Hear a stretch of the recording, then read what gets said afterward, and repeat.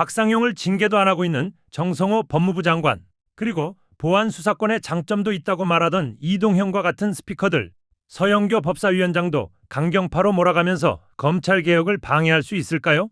녹취록에 이어 또 중요한 자료가 나왔습니다. 접견 기록이 나왔는데 날짜를 보면 충격적일 수밖에 없습니다.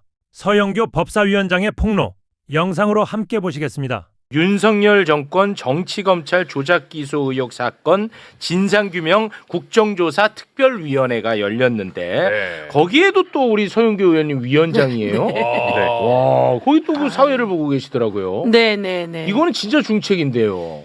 제일 중요한 내용입니다. 그리고 지금까지 해왔던 것들을 마무리 지어 나가는 것인데 네. 윤석열 정치검찰들이 어떤 폐악질을 해왔는지. 그렇습니다. 예, 그동안 낱낱이 가장 큰 폐악질을 한 것은 바로 윤석열이 비상계엄을 한 것이고요. 네. 윤석열은 이 정치검찰들의 폐악질의 우두머리였고요. 그거는 맞죠. 부두목은 한동훈이었고요. 네. 그리고 그 실행 사냥꾼들이 박상용, 어미준 등 있겠지요. 그렇죠. 이 내용이 윤석열은 감옥으로 갔지만 나머지는 그대로 있단 말이에요. 네. 이걸 정리해내는 게 필요하겠다라고 맞습니다. 했고 그것을 저희들이 국정조사로 하자고 국회에서 본회의에서 법적 적법한 절차를 밟았고 그리고 그거에 대한 위원장이 저에게 온 겁니다. 그래서 위원장이 더 먼저 왔기 때문에 그 일을 하고 있는데 중요한 일입니다. 아주. 네. 그래서 이 일이 더 중요했고 중요한 일인데 이제 추미애 법사위원장님이 그만두시게 되니까 사실 이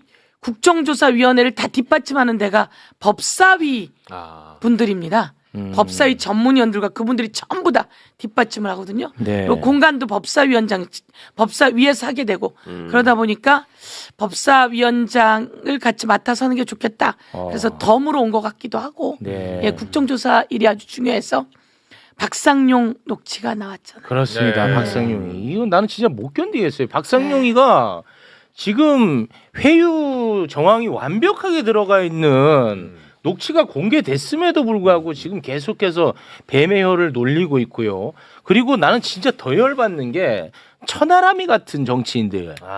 요것들이 계속 지금 물타기를 시도하고 있습니다. 서민석 변호사가 자기 정치를 위해서 공작을 펼치고 있다. 이런 식으로 얘기를 해요. 아니 그걸 자꾸 왜 얘기하냐고. 내가 수도 없이 얘기했잖아. 이 녹취 자체가 2023년 녹취야. 그렇죠. 근데 서민석 출마가 거기서 뭐가 중요해. 아, 나는 이거 진짜 너무 화가 났습니다. 진짜 계속 물타기를 시도하고 있어요. 물타기를 하려고 하고 박상용이 페북을 계속 씁니다. 네. 그리고 곳곳에 나와서 이야기를 합니다. 네. 그게 박상용이 쫄았다는 이야기죠. 그건 박상용이 쫄았다는 이야기고 박상용이 당황했다는 이야기고 네. 그리고 옆에서 끼어드는 건 이 당황한 상황이 그들에게도 튀길 것이다 라고 생각해서 나오는 거고 그리고 박상용의 위에 있던 조직들이 등판을 하기 시작했습니다. 박상용이 이야기하잖아요. 이거 내 혼자 한 게 아니다. 네. 예. 강조하죠. 내 혼자 한 게 아니다. 왜 핵심이야. 예, 그래서 이제 등판한 자들을 보면서 줄줄이 엮어서 마저 처벌할 수 있는 좋은 기회다. 네. 그들이 어떻게 설계했는지를 박상용과 함께 나가는데 이제 좀 중간에 계시면서 물타기, 회유 시도 이렇게 이야기할 수 있는데 이거는 회유 시도가 아니고요. 이거는 조작을 정해놓고 이재명과 이화영을 정해놓고 거기다 갖다 꽤 맞추는 맞습니다. 협박의 내용들입니다. 그렇습니다. 이 녹취는 회유 시도가 아니라 협박입니다. 협박. 그 말하는 거 보세요. 네. 변호사한테는 애원을 하면서 예, 맞아요. 부장님 그러잖아. 근데 현직 도지사하고 부지사였던 사람들한테 이화영 씨, 이재명 씨 이런 식으로 말하는 거예요. 그 안에 야, 인식이 드러나네. 그렇지. 언어가 다 그런 게 다 포함이 돼 있는 거고. 그 수시로 말하거든. 이걸 평검사가 혼자서 할 수 있는 일이 아니다. 그러니까 나 혼자 죽지 않는다. 너네 나를 빨리 지켜라. 이런 사인을 계속 보내는 거고요. 네. 차례차례 등판하겠죠. 말 나온 김에 저희가 또 뭐 기억도 상기하고 워낙 중요한 거니까 그렇죠. 녹취 잠깐 좀 한번 더 그럼요. 들어보겠습니다. 핵심은 윤석열 검찰의 조작 수사입니다. 그렇습니다. 요게 핵심입니다. 2023년 5월 25일 박상용이가 이화영 부지사의 변호인 서민석 변호사에게 애원하는 내용이 들어간 녹취 요거 다시 한번 듣고 오겠습니다. 검사님 말씀을 그대로 전달을 하고 아닙니다. 제가 지금 해주십사 하는 해주십사 진짜 어려운 부탁인데 내일 부탁. 저기 그 이부시사를 한 번만 봐주시면 안 되겠습니까? 아 내일은 내가 안 되는데.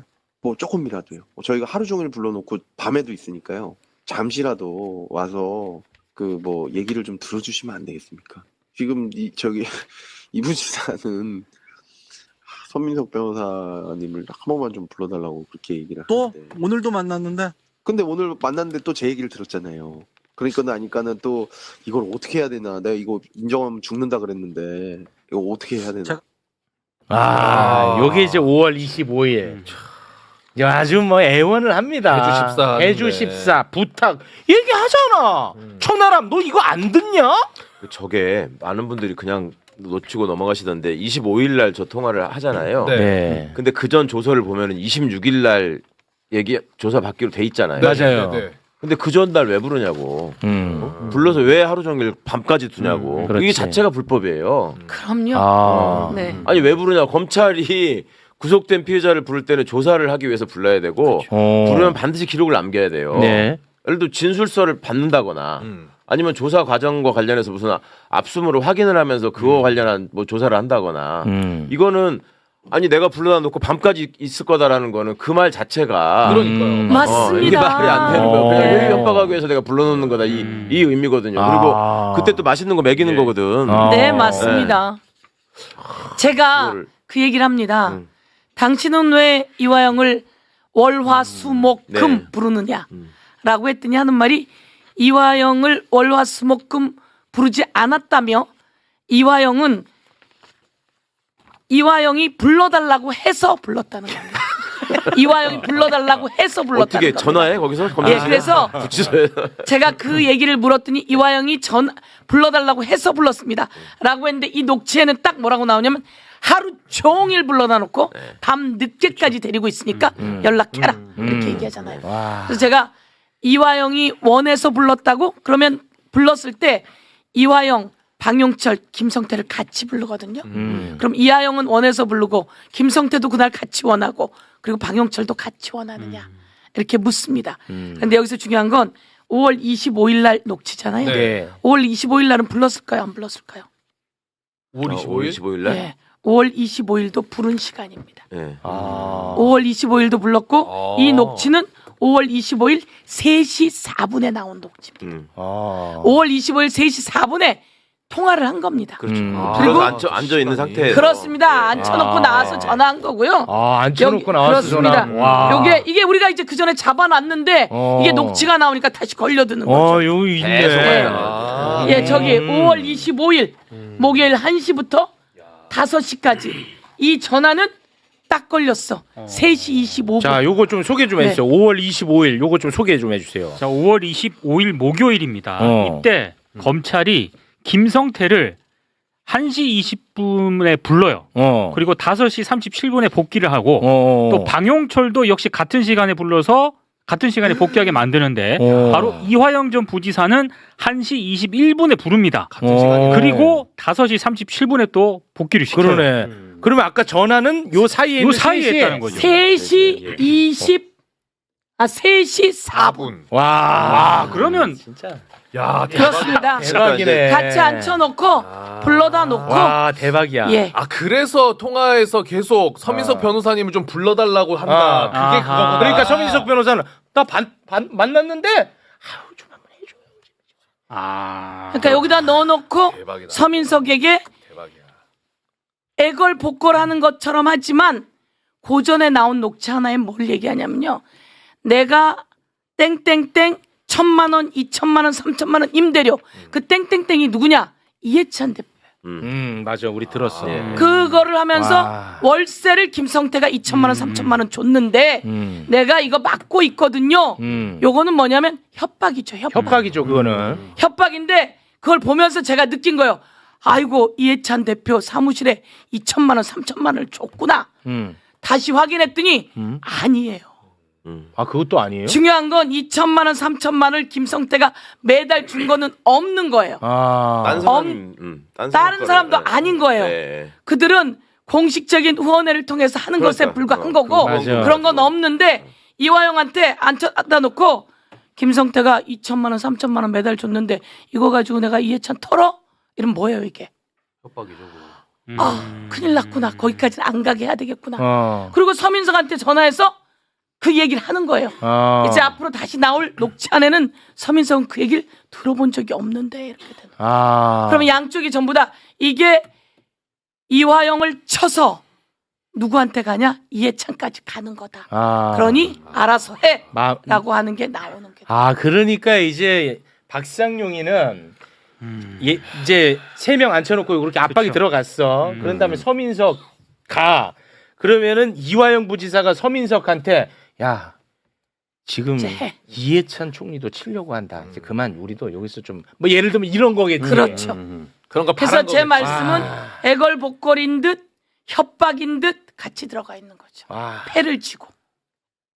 이거 정말 이거 너무 심각해. 그런데 중요한 건 그 협박에 이해찬 총리 2천만 원, 3천만 원이 진짜인 줄 알고 저도 보고서 아니야. 그래서 확인을 했더니 아닌 거예요. 아니야. 그 앞 상황을 보면 이제 쭉 가면서 26일 날 이화영 부지사가 확실하게 말해주기를 네. 바라는 마지막 날이잖아요. 거의 그렇습니다. 박상용이 입장에서 네. 우여곡절 끝에 맞습니다. 그러니까 25일 날 이 쌍방울 사람들을 불러다 놓고 이화영 부지사를 압박하게 한 거예요.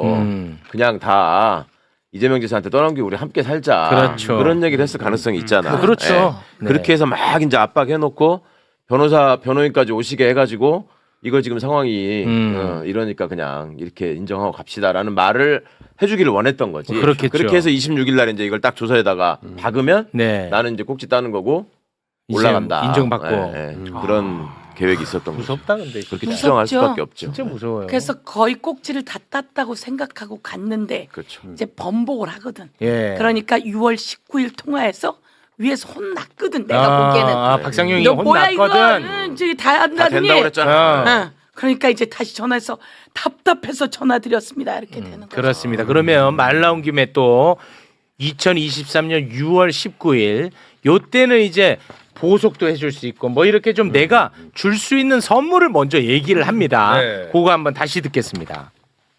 지금 뭐 사실은 이화영 씨가 사실은 그 법정까지 유지시켜줄 그런 진술이 저희가 필요한 거고 실제로 그 이재명 씨가 완전히 주범이 되고 이 사람이 종범이 되는 식의 자백이 있어야 저희가 그걸 할 수가 있고 그 다음에 저 뭐 공익제보자니 이런 것들도 저희가 다 해볼 수가 있고 그 다음에 그 보석으로 나가는 거라든지 그 다음에 저기 추가 영장을 안 한다든지 이런 게 다 가능해지는 건데 저는 지금 상태에서는 이도저도 아닌 게 되는 상태라서 이게 뭐 어떻게 되는 건가 이거는 정말 다 알고도 이렇게 하시는 건가 저는 계속 그것 때문에 답답해가지고 전화를 드렸습니다.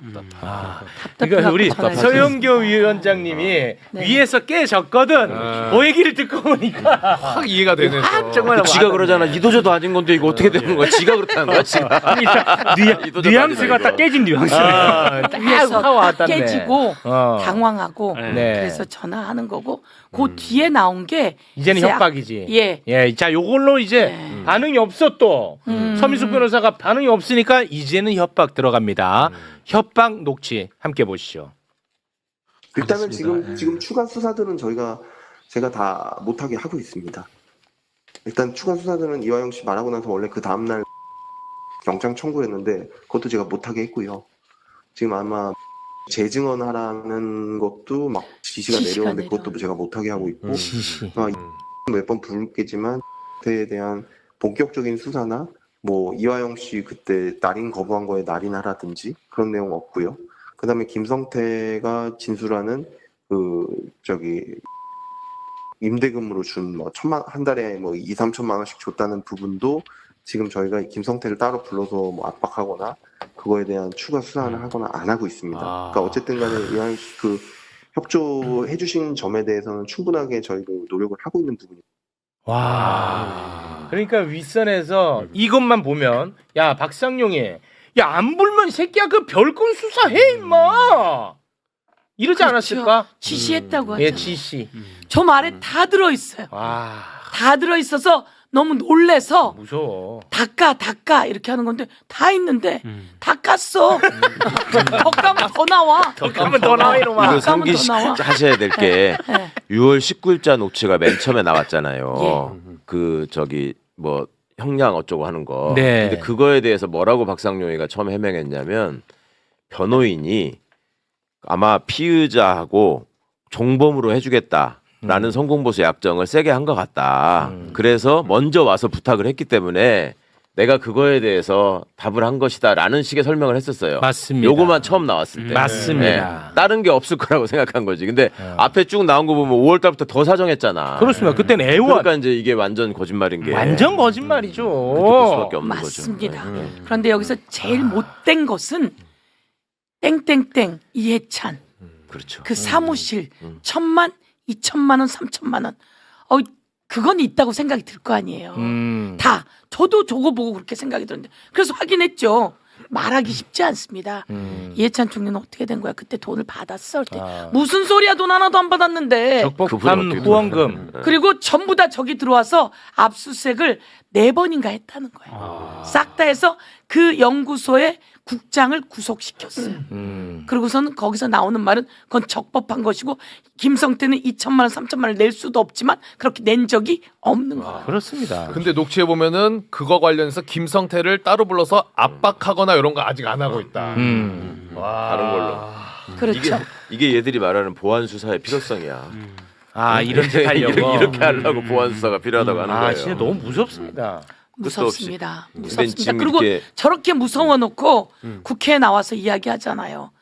우리는 불러서 진술 세미나 한 적이 없다. 네.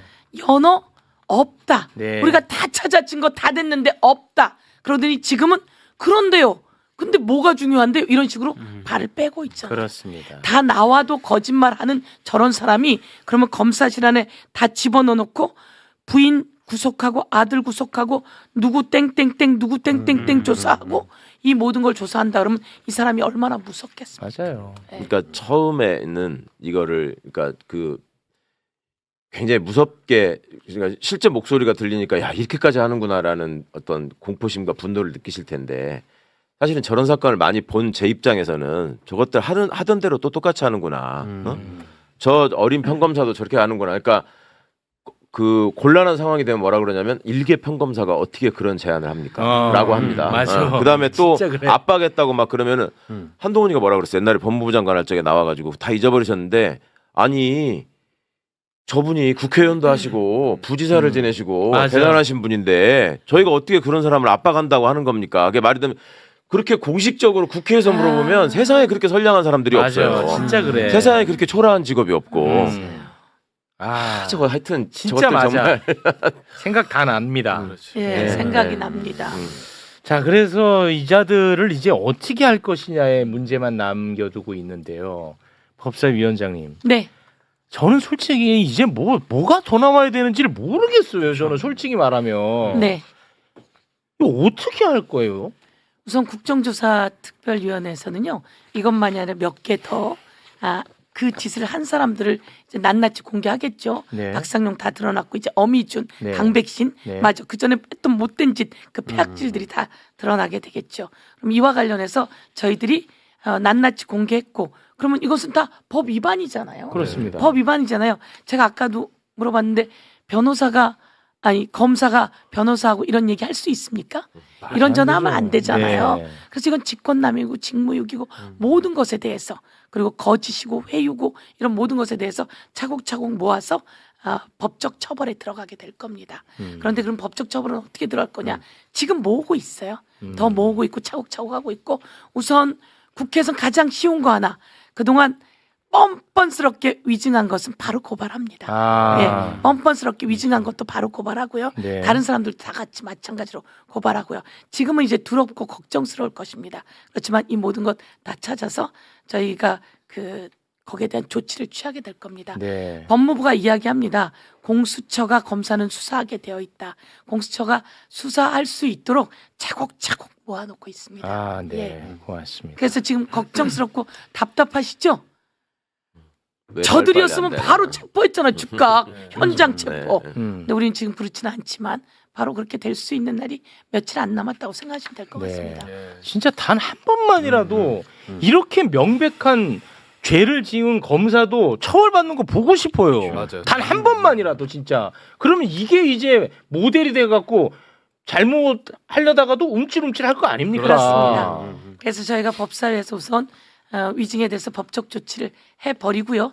또다시 위증하면 또 가중처벌하는 법적 조치가 또 들어가게 될 겁니다. 윤석열이가 중앙지검장을 할 때 양승태 네. 대법원장 수사를 했잖아요. 네. 그때 굉장히 센세이션하게 본인들이 발표하고 저기 했던 게 김앤장 변호사가 대법원장실에 찾아가서 그 강제징용 사건과 관련해서 네. 대법원장을 만났다. 네. 어떻게 변호사가 그렇게 할 수 있냐 이런 소리 했었단 말이에요. 네. 더하잖아. 아, 지내고 오히려 전화해가지고 흥정거려하고. 그러니까요. 그러네요. 아, 박상용 검사의 이 모든 변명을 뒤집을 수 있는 5월 19일경 2023년 5월 19일경에 이제 추가 녹음 파일이 모레쯤 공개가 될 것 같습니다. 뭐 어디서 공개될지는 저도 모르겠습니다. 근데 뭐 제가 지금 뭐 뉴스타파에 속해 있거나 어느 매체에 속해 있다면 뭐 제가 한번 해보겠습니다 하겠습니다만 제가 하는 것보다도 조금 더 큰 매체들이 공신력 있는 매체들이 해줬으면 좋겠습니다. 이제 다만 첫 번째 녹음 파일이 이 사건을 한 번도 제대로 취재하지 않은 KBS에서 나온 것은 좀 유감입니다. 개인적으로는. 이 사건 관련해서 열심히 취재했던 기자들이 많습니다. 뭐 저나 오마이뉴스 김주홍 기자나 아니면 저 허재영 기자, 뭐 탐사보도, 뭐 오치도 이렇게 하고 있는 허재영 기자 그리고 빨간 아재 요 정도예요, 사실은.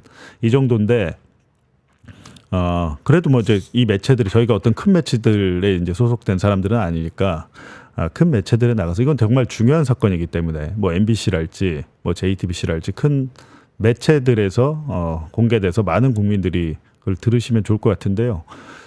오늘 기자회견을 못 보신 분들도 계실 텐데 제가 서민석 변호사를 먼저 전화 연결을 한 거는 굉장히 지금 지쳐 있더라고요. 지쳐 있어서 그냥 연결을 안 하려다가 본인이 또 하겠다고 하셔가지고 먼저 이제 하고 좀 그러니까 계속 지금 청주시장 출마했으니까 선거운동하고 굉장히 힘들 거 아닙니까? 그래서 먼저 전화 연결을 했고요. 오늘 민주당이 공개한 박상용 검사의 육성 파일 2개가 있는데 한번 들어보시죠.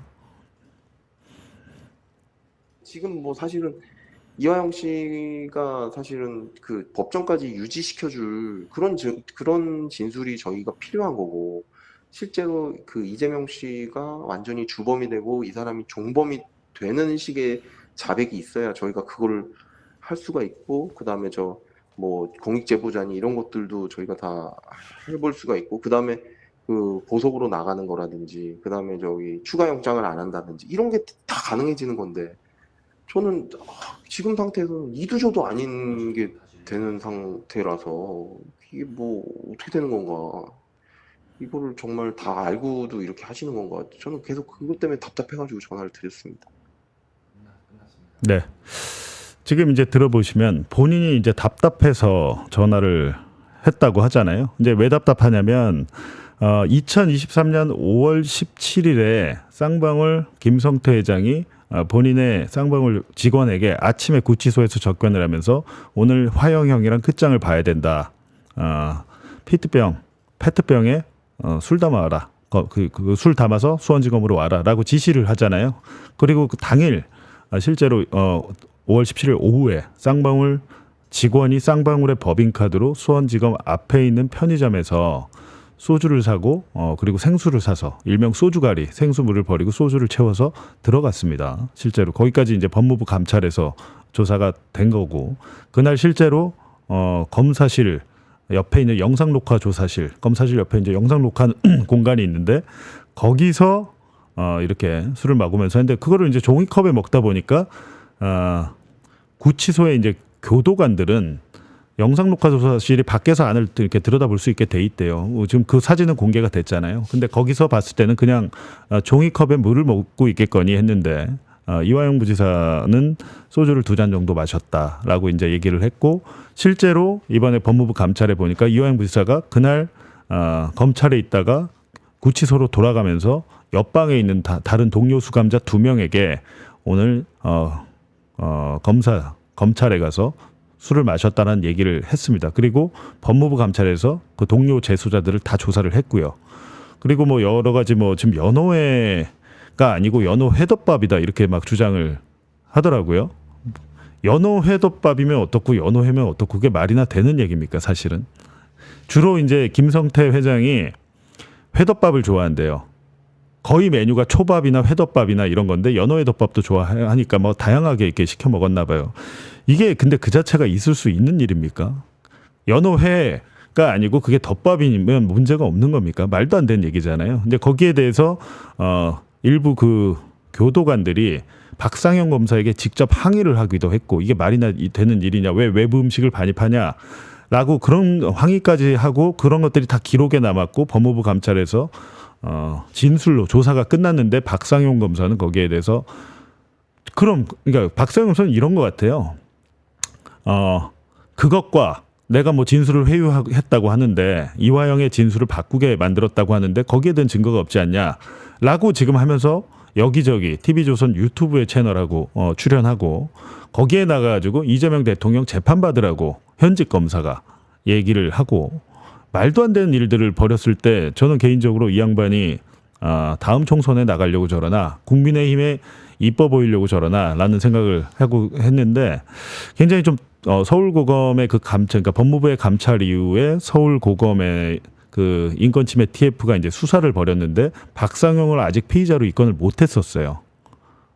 사실은 뭐 연호회 술파티도 중요하겠지만 중요한 것은 정말로 담당 검사가 형량 거래를 했는지 이재명을 잡기 위해서 이화영에게 진술을 꾸며내라고 했는지 이런 것들이 이제 중요한 가장 그 핵심 포인트잖아요. 근데 거기에 대한 증거가 이게 있을까라고 했는데 엉뚱하게도 당시에 이제 변호인이었던 서민석 변호사의 휴대전화에서 박상용의 육성이 나왔고 오늘 나온 것 말고도 그리고 KBS에서 아까 보니까 좀 잠깐 추가 보도를 했던데 그것 말고도 더 있습니다.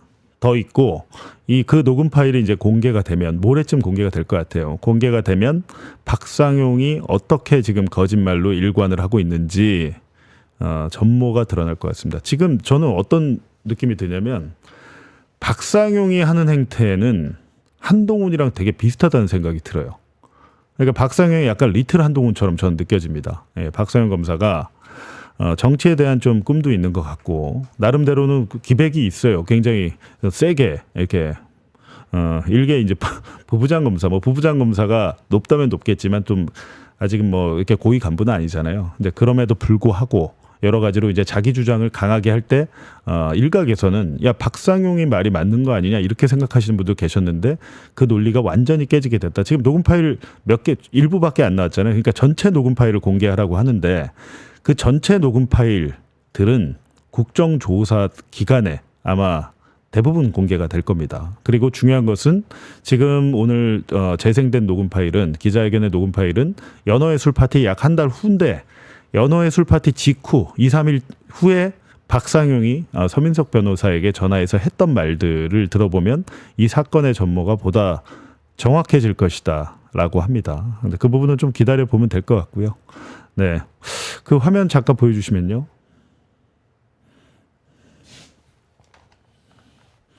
오늘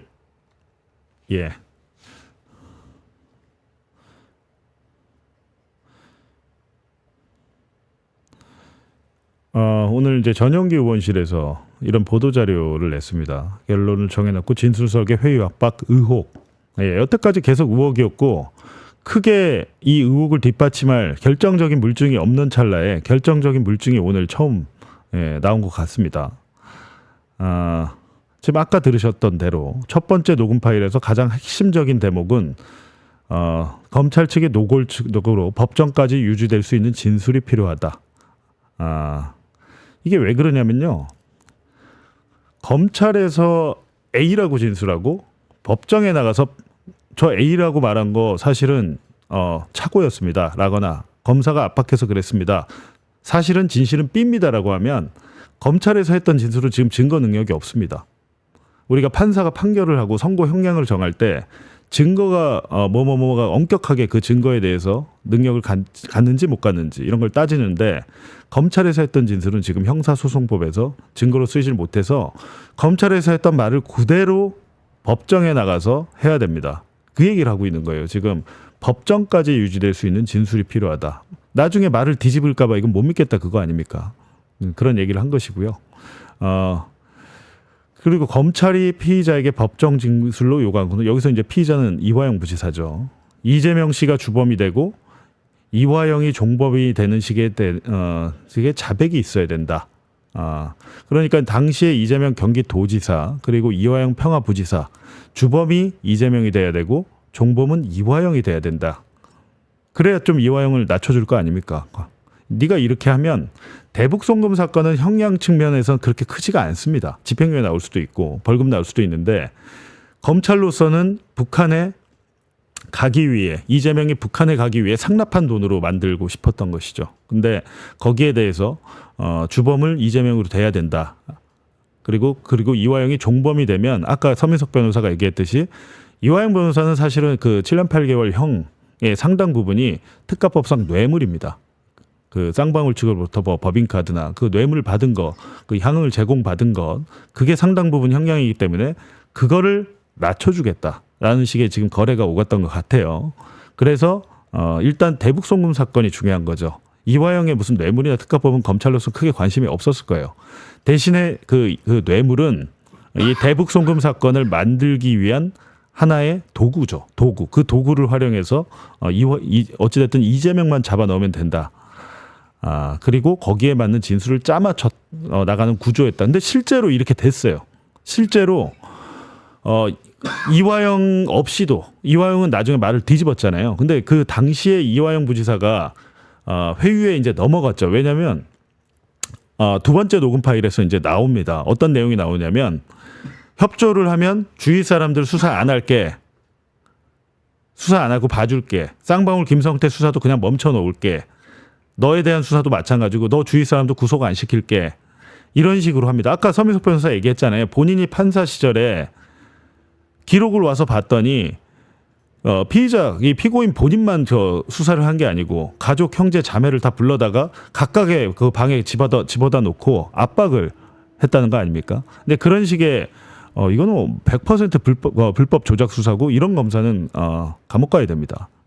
이제 법 왜곡죄도 생겼기 때문에 갈 수 있는 길이 열리긴 했는데 대북 송금 사건은 법 왜곡죄랄지 검사 이제 불법 수사에 대해서 경종을 울릴 수 있는 정말 중요한 사건이에요.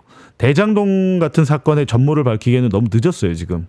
일단은 대북 송금 사건으로 검찰이 어떤 식으로 이재명을 잡기 위해서 이재명을 감옥을 보내기 위해서 어떻게 했는지가 가장 집약적으로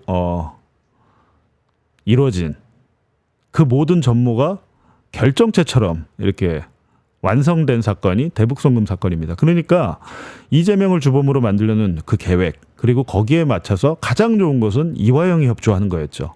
당시에 김성태 안부수 이렇게 쌍방울 쪽은 다 협조가 됐어요. 협조가 완성이 됐고 이화영만 입을 맞추면 되는 그런 상황이었죠. 두 번째 녹음 파일 한번 마저 듣고 설명 자료 한번 같이 보시죠. 일단은 지금 추가 수사들은 제가 다 못하게 하고 있습니다. 일단 추가 수사들은 이화영 씨 말하고 나서 원래 그 다음날 영장 청구했는데 그것도 제가 못하게 했고요. 지금 아마 재증언하라는 것도 막 지시가 내려오는데 그것도 제가 못하게 하고 있고 몇 번 부르겠지만 그때에 대한 본격적인 수사나 이화영 씨 그때 날인 거부한 거에 날인하라든지 그런 내용 없고요. 그다음에 김성태가 진술하는 임대금으로 준 한 달에 2-3천만 원씩 줬다는 부분도 지금 저희가 김성태를 따로 불러서 압박하거나 그거에 대한 추가 수사를 하거나 안 하고 있습니다. 그러니까 어쨌든 간에 이화영 씨 그 협조해 주신 점에 대해서는 충분하게 저희도 노력을 하고 있는 부분입니다. 네. 협조를 해 주신 부분에 대해서는 저희도 노력을 하고 있다. 근데 그게 다른 게 아니고 너에 대한 것도 빼줄게. 근데 너 주위 사람들도 우리가 수사를 일단 멈출게. 이 얘기죠. 지금 두 번째 녹취를 들으셨는데 아까 이제 뭐 첫 번째 녹취에서 마지막 부분에는 뭐 공익제보자로 인정해 줄 수 있고 뭐 보석 가능성도 언급을 하고 추가 영장을 치지 않겠다 이렇게 얘기를 했는데 결국에는 이화영 부지사가 협조하지 않으니까 다시 구속을 영장을 쳐가지고 이화영 부지사는 3번 구속이 됩니다. 3번. 일단 이제 구속이 되면은 최대 구속 기간은 6개월이니까 3번 구속되면 기본적으로 18개월 동안 구속을 시켜놓은 상태고 18개월 안에 이 3개 혐의 중에 하나는 1심이 나오잖아요. 그렇게 해서 계속 구속을 시켜놔서 지금도 이제 감옥에 있는 상태입니다. 근데 지금 두 번째 녹취를 들어보면 이게 진짜 악랄한 거죠. 검찰이 이화영 부지사 주변 지인들에 대한 추가 수사를 중단하거나 영장 청구를 보류하고 다른 관련자 조사까지 조절하고 있던 정황이 확인됐다. 지금 그렇게 얘기하고 있잖아요. 근데 지금 박상현 검사가 여기에 대해서는 지금 해명을 제대로 못하고 있는 것 같습니다. 저희가 여태까지 제가 보도하거나 많은 이제 이 기자들이 보도했던 이 대북 송금 사건의 조작 불법 강압 의혹이 본인의 입으로 지금 정확하게 확인이 되지 않습니까? 다른 사람에 대한 수사와 이화영이 무슨 상관이 있나요? 이화영을 압박하기 위해서 M1 사람 잡아다가 구속시켰고 실제로 신명석 국장이라고 이화영 평화부지사 밑에 있던 평화협력국장이 있습니다. 이분도 구속됐어요. 그리고 이 신명석 국장을 구속시킨 다음에 이분은 또 법정에서 위증을 했다고 위증죄로 추가로 기소를 했습니다. 검찰은 그런 것이에요. 그래갖고 이화영 부지사가 당시 잠깐 흔들려서 이재명 도지사에게 방북 보고를 했다. 쌍방울이 뭐 이렇게 하고 있다. 이런 보고를 했다는 거 아닙니까? 2번 보고를 했다는 건데 그렇게 흔들리게 된 이유가 결정적인 이유가 이화영 부지사의 주장에 따르면 이 주변인들에 대한 압박이었습니다. 특히 본인과 같이 일했던 경기도의 부하 직원들을 실제 구속을 시켜버리니까 거기에 대해서 굉장히 큰 심적 압박을 느끼고 협조를 했었다고 해요. 그러니까 이 두 번째 녹음 파일 또 보면 수사와 강도와 방향이 객관적인 증거가 아니라 피의자의 진술 태도에 따라 조절되고 있었다. 그러니까 어떤 증거를 가지고 쭉 수사를 한 게 아니고 네가 우리한테 협조하면 이렇게 해줄게. 이거는 이제 일종의 거래를 하는 거 아닙니까? 예, 당연히 이제 피의자 입장에서 상당한 압박으로 작용을 하죠. 진술이 왜곡됐는데 이제 나중에 다행히 이화영 부지사의 사모님이 법정에서 정신 차려 이화영을 외치면서 정신을 차렸죠. 예, 정신을 차려서 당시에 이화영 부지사가 만약에 본인의 검찰 진술을 법정에서 번복하지 않았다면 지금 이 녹음 파일이 2023년 6월이잖아요. 오늘 공개된 녹음 파일이 석 달 뒤에 검찰이 이재명 대표에 대한 구속영장을 청구합니다. 2023년 9월 24일로 전 기억을 하는데 근데 당시에 이재명 민주당 대표가 구속되지 않을 수 있었던 결정적인 이유는 이화영의 진술 번복이었어요. 당시에 영장의 대부분의 내용이 이 대북송금이었습니다. 대북송금 사건과 백현동 사건 이게 두 개를 엮어가지고 이재명을 구속을 시키려고 했는데 당시에 영장실질심사 판사가 이 대북송금 사건에 대해서는 다툼의 여지가 있다고 보고 영장을 기각했어요. 근데 다툼의 여지가 있다고 본 이유 중에 하나가 이화영의 검찰 진술 번복이었습니다. 만약에 그때 이화영 부지사가 검찰에 적극 협조하고 자기 살려고 적극 협조했다면 당시에 이재명 민주당 대표는 구속됐을 겁니다. 그리고 지금까지도 나오지 못했을 것이고 윤석열이 내란을 일으키지도 않았겠죠. 윤석열이 결국에 내란까지 간 이유는 이재명 때문이잖아요. 이재명이 만약에 대통령이 된다면 본인은 감옥에 갈 거라고 생각했을 겁니다. 그리고 민주당이 계속해서 총선에 압승을 하고 21대 22대 총선 둘 다 압승했잖아요. 국회는 이미 민주당에 넘어가 있고 이재명에 대한 인기는 높아져 있는 상황. 그리고 만약에 이 다음에 이재명이 대통령이 된다면 나와 내 부인 김건희는 감옥에 갈 수밖에 없다라고 생각을 했을 것 같습니다. 근데 2023년 9월에 영장이 기각이 되면서 제 생각에는 이재명 민주당 대표를 못 잡은 게 한동훈이 법무부 장관에서 잘리는 계기가 됐던 것 같아요. 더 이상 한동훈을 믿을 수 없다라고 하고 실질적으로 2023년 9월에 이재명 대표 영장 기각된 다음에요. 영장 기각된 다음에 다음 달에 2023년 11월 경에는 윤석열이 3명의 사령관을 임명합니다. 곽종근 특전사령관, 뭐 이진우 수방사령관, 여인영 방첩사령관, 사령관들을 다 바꿔요. 왜 그렇게 하냐면 실질적으로 쿠데타를 할 때 전두환 12.12 군사 쿠데타 때도 미국, 그러니까 우리는 지금 미군들이 들어와 있잖아요. 그리고 상호 방위 조약이 맺어져 있잖아요. 근데 정규군을 움직이려고 하면 미군한테 얘기를 해줘야 됩니다. 사전에. 정규군, 뭐 우리가 철원에 있든 뭐 인제에 있든 양구에 있든 이런 부대들을 움직이려면 미군과 얘기를 해야 돼요. 이제 사전에 통보를 해야 되는데 이런 사령관, 특전사랄지 방첩사 이런 것들은 얘기 안 해도 됩니다. 그래서 전두환 때도 특전사와 보안사가 중심이 돼서 12.12 쿠데타를 일으켰거든요. 그래서 사령관들을 3명을 자기와 이제 가까운 사람들로 바꿨다는 것 자체가 그때부터 12.3 내란을 준비를 했던 거죠. 근데 제가 말씀드렸지만 검찰로 이재명을 잡으려다가 실패하니까 구속영장이 기각되면서 한동훈은 더 이상 믿을 수 없게 된 거고 한동훈도 이제 그때 잘리죠. 그때 실제로 잘려요. 3명의 사령관을 임명한 다음에 2023년 12월경에는 법무부 장관 한동훈을 자릅니다. 더 이상 필요가 없다라고 생각을 했던 것 같아요. 그런데 그러면서 결국에는 이게 이제 내란으로까지 이어지게 됐다. 이게 각각의 사건들이 별개로 일어난 게 아니고 지금 와서 이제 딱 구슬들을 딱 실로 깨보면 정확하게 맞습니다. 그런 면에서 이화영 부지사의 검사 회유, 진술 세미나 폭로는 상당히 의미가 있었던 것 같습니다. 잠시 흔들렸지만 제자리로 돌아와서 다행히 이재명 대표가 영장이 기각될 수 있었다라고 생각하고요. 지금 다시 화면 보여주시면 결국 이 박상용 녹취가 보여주는 이 구조는 검찰이 결론을 먼저 설정해놓고 그에 맞는 진술을 확보하기 위해 피의자를 회유 압박하고 그 결과로 이루어진 진술에 따라 수사와 처우가 조절되는 것으로 의심됨.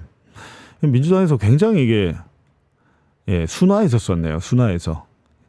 그냥 이거는 조작 불법 수사의 전모가 그대로 적나라하게 드러난 겁니다. 그 이상도 아니고 이하도 아니고요. 지금 이 녹음 파일만 있는 게 아니고 여러 개가 더 있다고 합니다. 그렇기 때문에 앞으로 차차 이 내용이 나올 겁니다. 지금 박상현 검사는 아직 피의자로 전환이 안 됐는데 이 녹음 파일이 이제 서울고검 인권침해 TF에 이제 전달되는 순간 피의자로 전환이 되고 피의자로 전환돼서 끝나는 게 아니죠. 지금 박상현 검사는 또 국회에서 파면을 하기 위해서 탄핵을 추진하겠죠. 국정조사 이후에 이제 탄핵을 추진할 텐데 본인이 이제 여기에 대해서 어떤 얘기를 내놓는지 궁금합니다. 굉장히 겁이 날 것 같아요.